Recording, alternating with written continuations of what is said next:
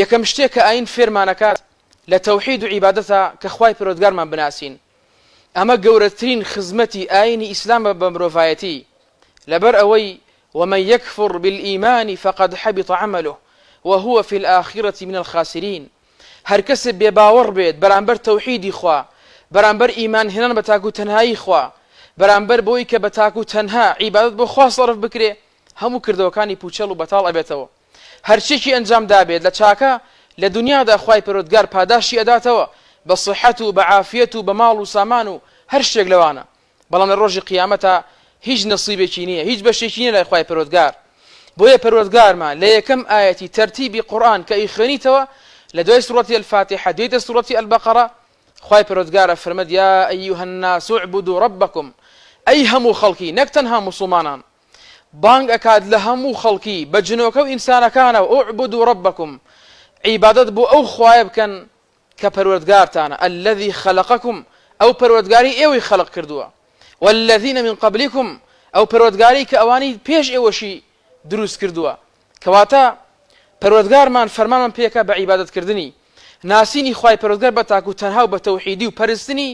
هۆکاری یەکەمی ڕزگاربوونی بەندەیە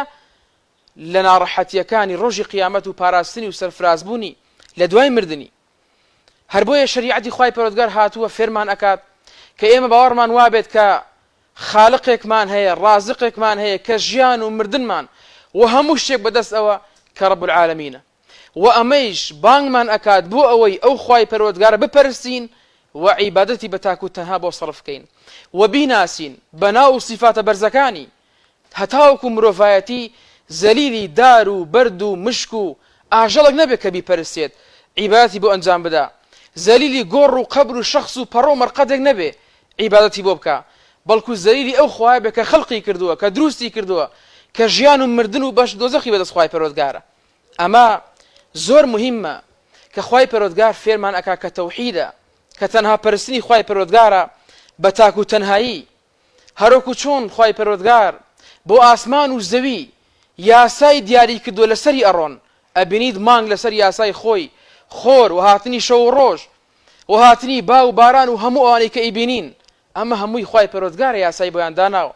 بە هەمان شێوە یاسایشی بۆ مرۆڤەکان داناوە کە یەکەم شتێک لە یاسای خوای پەروەردگار لە فەرمانی خوای پەروەردگار ئین الحکم إلا لله